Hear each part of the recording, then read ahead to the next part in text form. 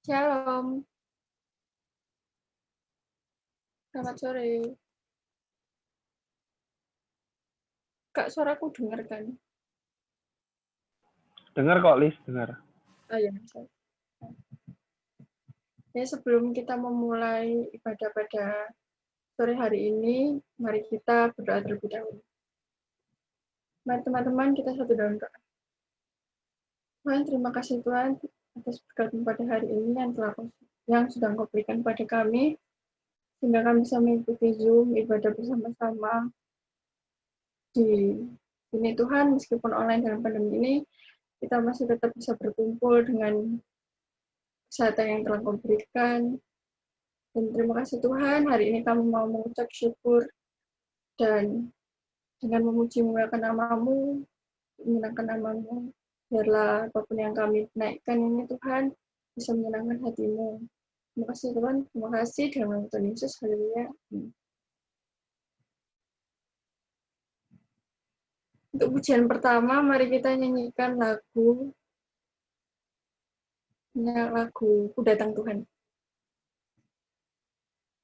Mari kita nyanyikan sama-sama.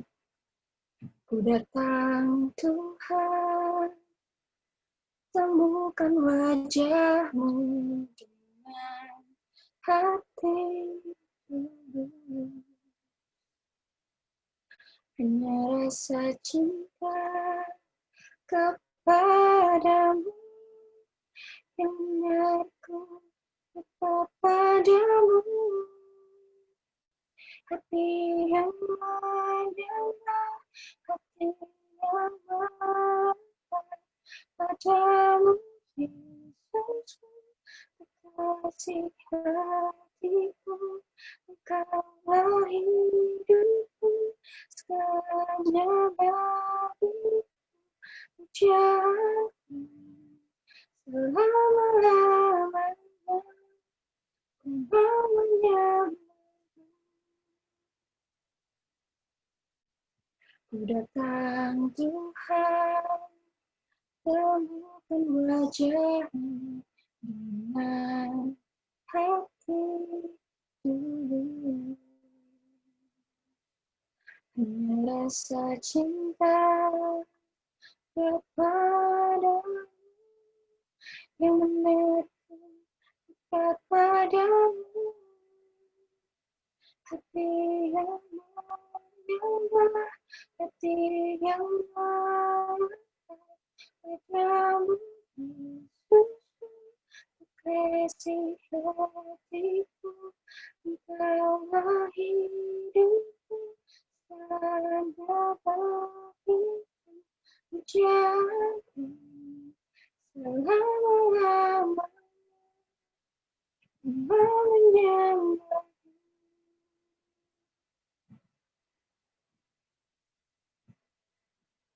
Untuk lagu yang kedua, mari kita menyanyikan lagu Bagaikan Bejana.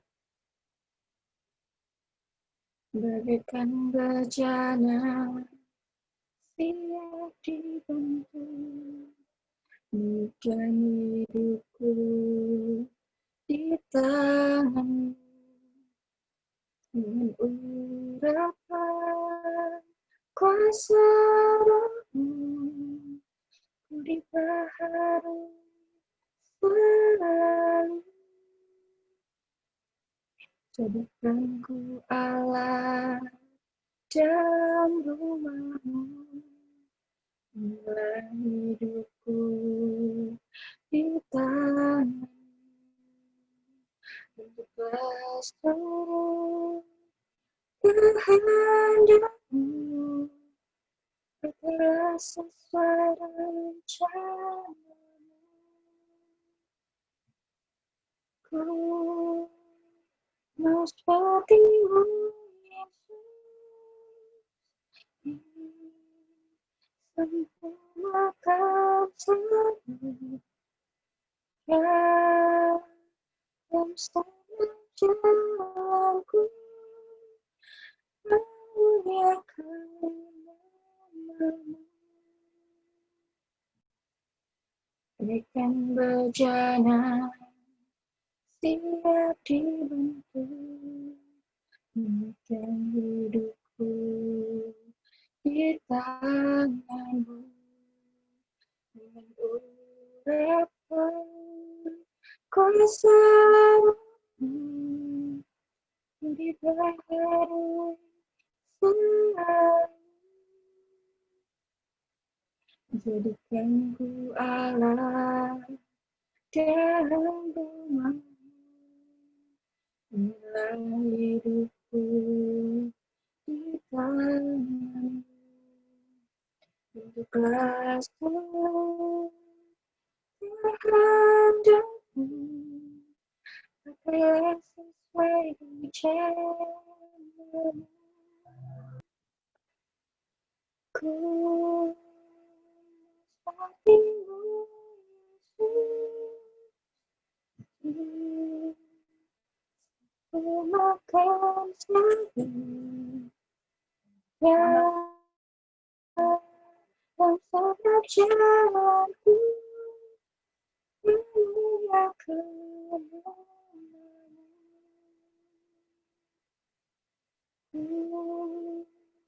Menikmatimu Yesus, sempurnakan selalu dalam setiap jalanku memuliakan namamu. Silakan untuk hambanya yang akan memiliki firman Tuhan.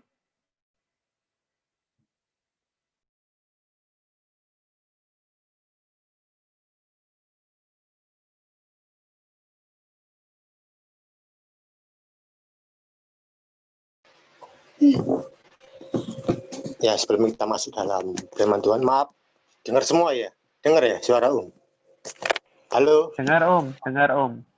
Oke, kita masuk dalam doa ya.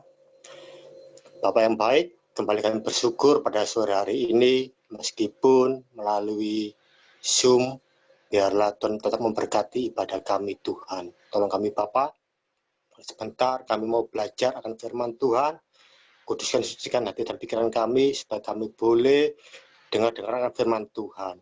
Dan Engkau sendirian bekerja di dalam kehidupan kami. Kami serahkan pemberitaan firman Tuhan pada sore hari ini di dalam nama Tuhan Yesus Kristus. Haleluya. Amin. Ya, puji nama Tuhan. Maaf Fendi, sampai jam berapa ini saya diberikan waktu? Halo? 15 menit Om kira-kira. 2-20 menit lah. Iya. Oh, 15 menit ya. Oke. Langsung aja ya. Kita masuk dalam firman Tuhan. Sore ini saya mau bicara mengenai hukum Taurat. Ya, kita tahu ya hukum Taurat ada beberapa nama lain selain daripada hukum Taurat itu sendiri ya. Ada yang menyebutkan bahwa hukum Taurat itu adalah 10 perintah Allah ya, karena isinya adalah 10 perintah daripada Allah. Ada yang katakan hukum Musa, karena itu Musa yang menerima hukum itu dari Allah ya. Dan kita ketahui bahwa ke-10 hukum atau perintah Allah itu sebenarnya bukan hanya ditujukan kepada orang Israel saja, tapi kepada semua umat manusia sebenarnya ya. Cuma ini lebih dikhususkan karena pada zaman itu Allah secara khusus berbicara kepada umatnya, umat pilihannya yaitu bangsa Israel.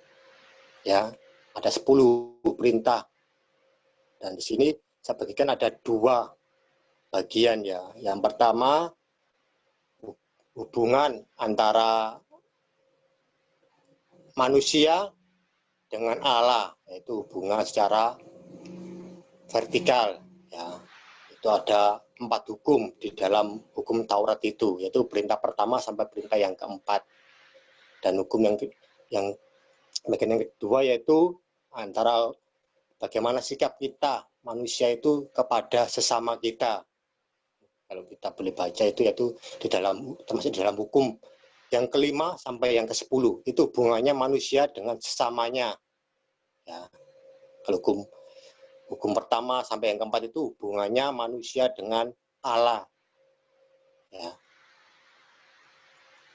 Sore ini saya tidak membahas secara keseluruhan tentang hukum Taurat ini ya, tapi saya akan mengambil bagian yang pertama, itu pun tidak semuanya ya, tidak empat hukum itu saya bicarakan pada sore hari ini, tetapi hanya satu aja perintah yang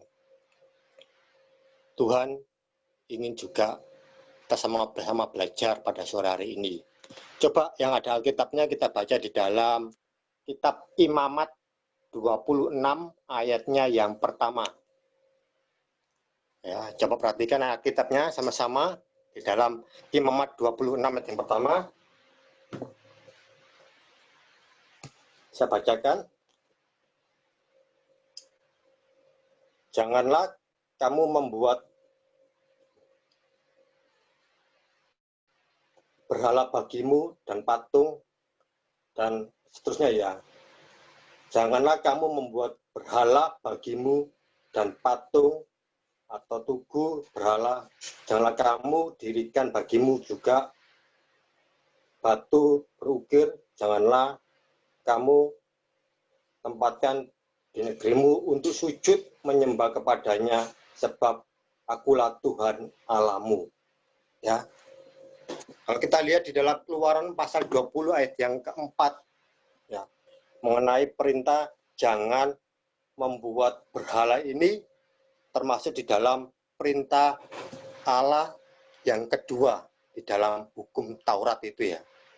Perintah yang kedua, kalau kita baca di dalam Keluaran 20 ayat yang keempat itu hampir sama bunyinya ya, bahwa umat Tuhan dilarang membuat patung atau sesuatu yang menyerupai bentuk baik yang ada di darat, laut, maupun di dalam udara.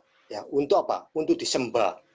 Sebab pada masa itu, bangsa-bangsa lain selain daripada umat Israel itu pada umumnya menyembah kepada itu patung. Yang mereka bentuk, mereka bikin sesuai dengan pemikiran mereka bahwa yang mereka bentuk itu adalah sesuatu yang menyelamatkan, yang menolong mereka, dan yang memberkati mereka.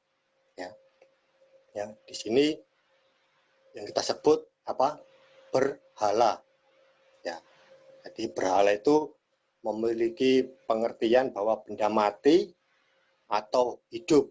Di sini benda mati itu kita tahu ya, bisa berupa batu, bisa berupa apa? Pahatan lainnya, atau dibentuk cetakan, bisa juga berupa dari besi, tembaga, dan lain sebagainya.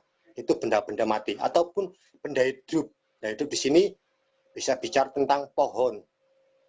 Ya, kalau di Jawa itu pohon yang dikeramatkan, ya, yang disembah oleh seseorang sebagai pusat keimanan atau keyakinan. Ya, itu pengertian daripada berhala. Jadi sesuatu baik itu benda mati atau benda hidup ya. Benda mati tadi saya sebutkan tadi apa? Bisa berupa batu-batuan yang dibentuk menyerupai bentuk sesuatu ya. Ataupun dicetak ya. Dari batu-batuan ataupun itu dicetak yang kita sebut yang bisa berupa patung-patung itu ya. Ataupun juga dari benda hidup. Di sini berbicara mengenai pohon-pohon yang disembah oleh seseorang sebagai pusat keimanan atau keyakinan di dalam kehidupan orang tersebut. Ya. Ini sehingga Tuhan sangat tidak menyukai umat Tuhan atau Israel itu sama seperti bangsa-bangsa yang lain ya, yang menyembah itu.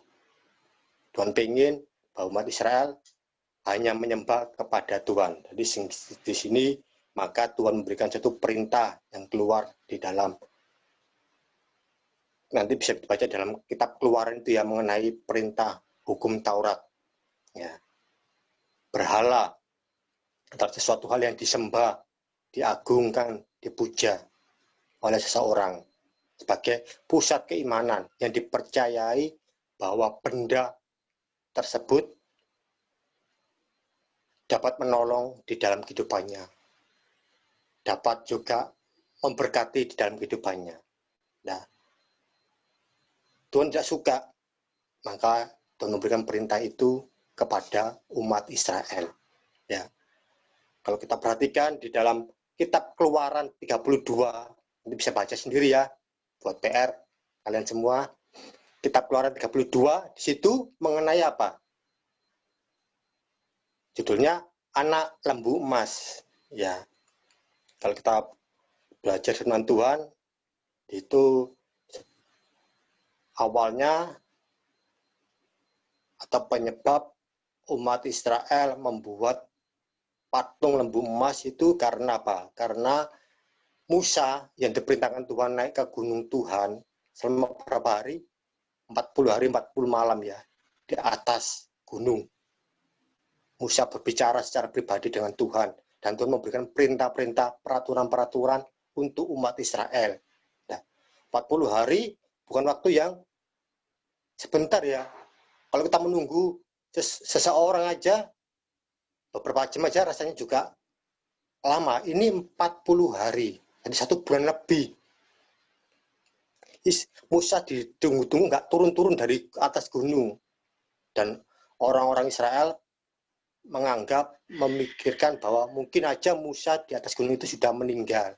Sehingga orang Israel datang kepada Harun, kakak daripada Musa, juga sebagai pemimpin Israel pada waktu itu, wakilnya Musa, untuk apa? Membuatkan sesuatu yang akan memimpin mereka, perjalanan mereka ke tanah perjanjian. Ya, tanah Kanaan, ya, kayak ketahui ya. Membuat itu ya, maka karena desakan orang-orang banyak, akhirnya Harun menurut. Nah, maka dibuatlah patung lembu yang terbuat dari emas. Ya, jadi perhiasan, baik itu kalung ataupun cincin dan lain sebagainya, emas-emasan yang dimiliki oleh orang Israel pada waktu itu dikumpulkan, dilebur, dan dibentuk suatu bentuk, yaitu menyerupai lembu. Ya, dan itu yang mereka anggap sebagai pemimpin mereka, sebagai Allah. Ya, dan mereka ikut sama seperti bangsa-bangsa yang lain, menyembah sesuatu, patung atau berhala. Ya, dan ketika Musa tahu, ketika dia diberitakan oleh Allah apa yang telah dilakukan oleh orang Israel, ketika Musa turun dari gunung, apa yang Musa lihat? Bahwa orang-orang Israel apa? Keliling, putar-putar, menari di depan patung itu sambil memuji-muji. Ya, sebenarnya di sini menyembah-nyembah patung itu sebagai Allah. Dan itulah yang membuat Musa marah besar kepada umat Israel. Ya, kita tahu peristiwanya ya, bagaimana kemarahan Musa itu membuat Musa melemparkan, memecahkan batu, 2 lo batu yang dia terima di atas gunung itu, sehingga pecah, hancur. Karena apa? Perbuatan orang-orang Israel yang membuat patung lembu, anak lembu emas, dan disembah oleh mereka.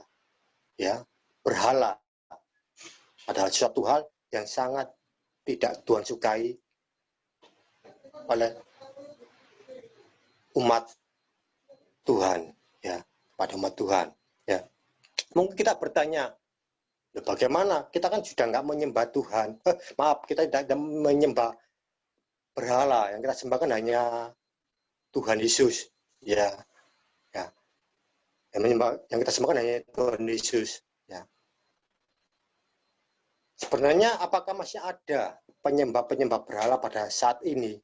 Ya, kalau kita perhatikan bahwa tradisi menyembah patung itu masih dilakukan oleh beberapa orang atau keyakinan, khususnya agama-agama asal nenek moyang kita. Ya, masih ada mereka menyembah kepada sesuatu hal yang dianggap mereka itu memiliki kekuatan magic, yang bisa menolong mereka. Salah satu contoh mungkin kalau di budaya Jawa yang saya ketahui ya, bahwa ada yang namanya istilahnya itu agama kejawen. Itu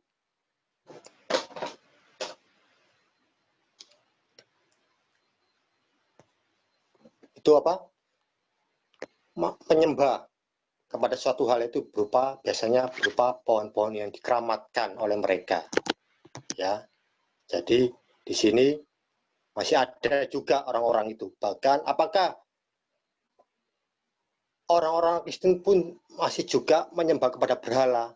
Ya, kalau kita perhatikan berhala-berhala pada zaman sekarang ini tidak hanya berupa patung buatan tangan manusia saja ya, tetapi berhala-berhala pada zaman modern ini, zaman sekarang ini tuh banyak ragamnya.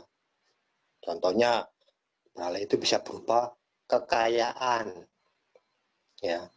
Kekayaan itu sesuatu hal yang bisa menjadi berhala bagi seseorang. Ya. Sekarang lihat orang-orang yang sudah bekerja ini ya, saya berbicara mengenai orang-orang yang sudah bekerja ya. Mereka bekerja siang malam untuk mengumpulkan uang, menumpuk kekayaan dengan harapan, dengan anggapan mereka bahwa kekayaan mereka itu dapat menolong mereka. Kekayaan itulah yang dapat membahagiakan mereka, sehingga mereka mengagung-agungkan harta kekayaan mereka, sehingga mereka berusaha mencari uang sebanyak-banyaknya, mungkin dengan cara-cara yang tidak sesuai dengan firman Tuhan. Yang penting memperoleh kekayaan yang banyak untuk apa? Dengan harapan bisa membahagiakan mereka, dan mereka menjadikan kekayaan itu pusat di dalam kehidupan mereka. Bagaimana dengan kalian yang masih sekolah atau pelajar? Bisa juga berhala itu berupa suatu gengsi. Ya, gengsi itu juga satu hal yang bisa membuat berhala di dalam kehidupan seseorang itu. Ya, mungkin gengsi dengan akhirnya berupaya atau berpemantilan sebagaimana supaya bisa diterima oleh orang lain. Dan itu terkadang tidak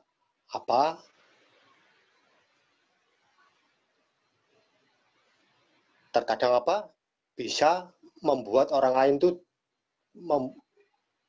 istilahnya cemburu atau gimana ya, karena sesuatu hal ya, karena gengsi kita bisa berbuat sesuatu hal yang tidak itu ya. Mungkin kalau kita lihat ada teman kita mempunyai HP versi baru dan kita pengen itu ya, padahal kondisi kita mungkin orang tua kita kondisi keuangannya tidak memadai untuk bisa membeli HP itu ya, karena gengsi maka dia melakukan satu hal-hal tindakan yang tidak baik mencapai semuanya itu ya.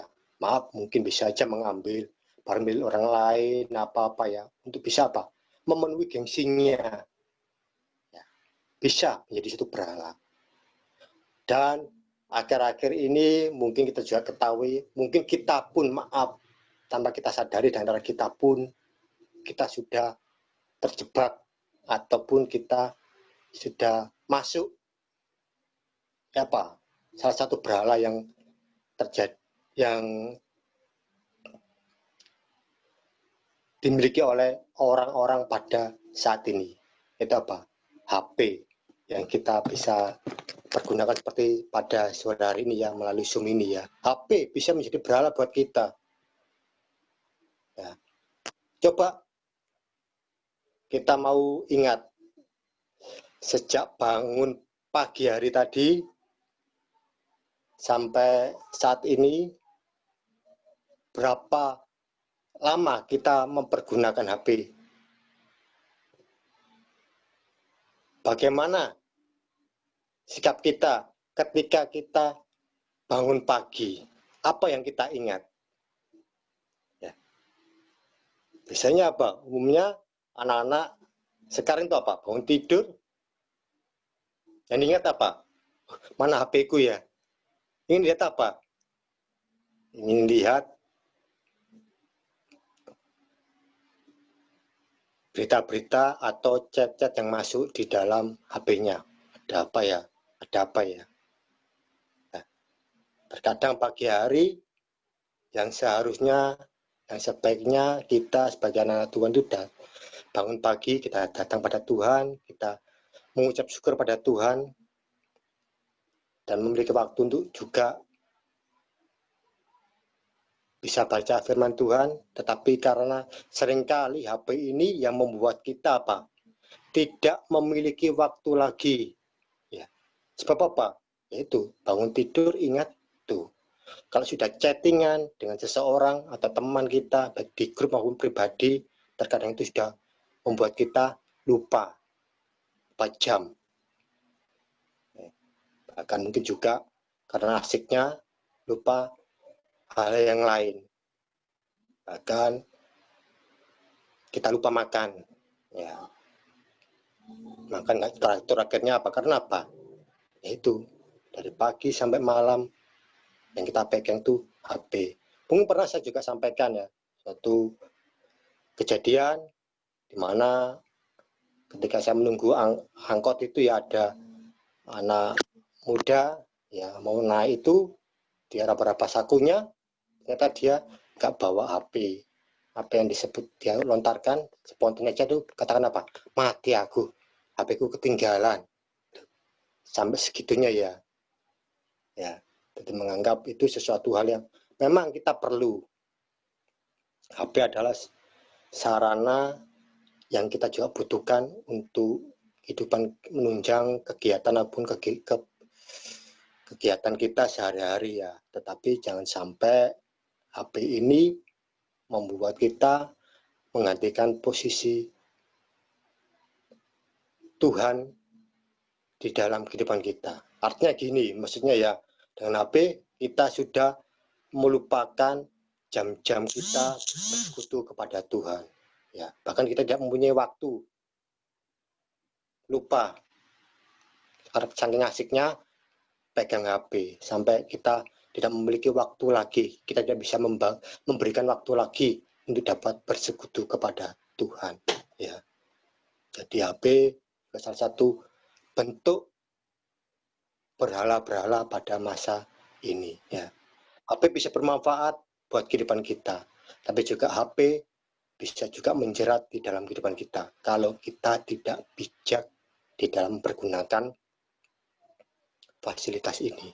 Ya, anak muda apalagi anak-anak laki ini bisa suka main game ya, game online ya gitu, sampai lupa bangun tidur sudah kadang main game sampai larut malam. Apa kita tidak boleh main HP? Boleh, tetapi kita jangan sampai lupa waktu, istilahnya ya. Jangan sampai hari-hari itu kita pegang HP sehingga kegiatan-kegiatan atau hal-hal yang lain kita lupakan. Contoh membantu orang tua atau hal yang lain. Tugas sekolah sekarang umumnya kita tidak bisa bertatap muka, mungkin tugasnya bisa melalui HP ini ya, melalui daring ya, melalui HP ya. Kita berguna dengan bijak. Jangan sampai kita lupa mengerjakan tugas sekolah, apa asik main HP dari pagi sampai malam, dan nanti kadang itu menjadi bumerang buat kita ya. Jadi waktunya sudah selesai untuk dikumpulkan tugas itu, kita lupa karena asiknya main ya. Kembali lagi, mari jangan sampai ada berhala-berhala di dalam kehidupan kita yang mungkin saat ini bisa aja wujudnya seperti HP yang kita miliki ya. Jangan sampai kita melupakan waktu untuk dapat bersekutu, beribadah kepada Tuhan baik secara pribadi maupun dengan keluarga kita mungkin ya. Kalau ada persekutuan di dalam keluarga, mungkin ada keluarga-keluarga yang membuat itu ya, jangan sampai melupakan ya. Ya. Berhala adalah sesuatu yang sangat dibenci oleh Tuhan. Berhala adalah sesuatu hal yang sangat tidak yang bisa menggantikan posisi Tuhan di dalam kehidupan kita. Sebab itu Tuhan sangat-sangat tidak menyukai daripada berhala itu. apapun bentuknya, mungkin secara kelihatan ataupun bahkan tidak kelihatan, sesuatu hal yang ada di dalam diri kita yang menggantikan posisi Tuhan, bisa saja itu menjadi berhala di dalam kehidupan kita, ya, menjadi pusat keimanan, menganggap sesuatu hal di luar Tuhan itu menjadi sesuatu yang dapat menolong kita, istilahnya menjadi sandaran kita, menjadi sumber kehidupan kita di luar daripada Tuhan. Tuhan tidak suka. Kalau kita perhatikan di dalam kitab Keluaran pasal 20 ayat 4 sampai yang kelima, ayat yang kelima ya khususnya ya, di situ disebutkan bahwa Tuhan Allah kita itu adalah Allah yang cemburu. Ya, Dia akan membalaskan perbuatan kita itu. Tuhan akan membalaskan sesuatu yang membuat hati Tuhan cemburu itu di dalam kehidupan kita. Sesuatu hal yang tidak menyenangkan akan Tuhan berikan, akan Tuhan timpakan di dalam kehidupan kita. Ketika kita sudah mulai menggantikan posisi Tuhan di dalam kehidupan kita dengan berhala-berhala yang ada di dalam dunia ini. Ya, bisa berupa bentuk tadi bangunan itu patung dan lain sebagainya, ataupun bukan bahkan sampai HP yang kita pegang seperti saat ini. Ya, mari kita kembali lagi, jangan sampai Tuhan murka karena kita tidak menjadi anak-anak Tuhan yang bijak. Tuhan tidak ingin ada berhala-berhala di dalam kehidupan kita. Mari kita mau memposisikan kembali bahwa Tuhanlah sumber kehidupan kita, sumber pertolongan kita. Kita jangan lupa untuk memberikan waktu kepada Tuhan di dalam kehidupan kita. Ya, puji nama Tuhan. Ini yang bisa sampaikan pada kesempatan pada malam hari ini, biarlah boleh menjadi berkat buat kita semua. Ya, saya kembalikan kepada Kak Fendi. Halo, Kak Fendi. Ya, terima kasih Om Suki buat sharing firman-nya. Bisa doa dulu ya Om? Doa? Siapa? Fendi atau saya? Om Suki pimpin doa ya Om ya? Iya. Satu dalam doa kembali. Bapa yang baik, kembali kami bersyukur pada sore hari ini Tuhan, kalau kami boleh sama-sama belajar mengenai berhala. Tuhan sungguh sangat membenci berhala yang ada di dalam kehidupan orang-orang percaya, umat-umat penebusan-Mu. Ampuni kami Tuhan, kalau tanpa kami sadari, kami sudah terjebak sebagai orang-orang yang menyembah berhala, yang lebih mengutamakan sesuatu hal yang ada di dalam dunia ini lebih daripada Tuhan sebagai sumber kehidupan kami. Kami mengagung-agungkan sesuatu hal di dalam dunia ini lebih daripada mengagungkan Tuhan. Ampuni kami Tuhan, biarlah melalui renungan firman Tuhan pada malam hari ini Tuhan kami boleh diingatkan, biar kami juga memiliki waktu di dalam kehidupan kami hari-hari Tuhan, untuk kami tidak melupakan Tuhan di dalam kehidupan kami. Tolong kami Bapa, kalau kami terikat dengan berhala-berhala pada zaman sekarang ini seperti HP Tuhan, sehingga kami tidak memiliki waktu kepada Tuhan. Ampuni kami Tuhan, dan biarlah Tuhan Engkau melepaskan segala ikatan kami itu, supaya kami tidaklah melupakan Tuhan di dalam kehidupan kami. Terima kasih Bapak, terima kasih berkati firman Tuhan, biar boleh tertanam dalam setiap hati kami yang mendengarkan firman Tuhan pada sore hari ini Tuhan, dan Tuhan tetap menolong di dalam kehidupan kami. Berkatilah buat sekolah anak-anak-Mu Tuhan yang masih bersekolah, meskipun mereka sekolah secara daring Tuhan, biar mereka dapat memanfaatkan kesempatan yang baik untuk dapat mengikuti pelajaran secara daring dengan baik Bapak. Berkati juga buat anak-anak-Mu yang sudah bekerja Tuhan, kiranya kasih anugerah Tuhan melimpah, berkati dalam setiap usaha pekerjaan yang Tuhan percayakan di dalam hidup mereka. Terima kasih Bapak, terima kasih. Kiranya segala berkat, rahmat, anugerah, dan sejahtera sukacita Allah senantiasa melimpah di dalam kehidupan kami masing-masing. Di dalam nama Tuhan Yesus, kami beraskan doa ini. Haleluya. Amin. Selamat sore, selamat malam. Tuhan memberkati kita semua.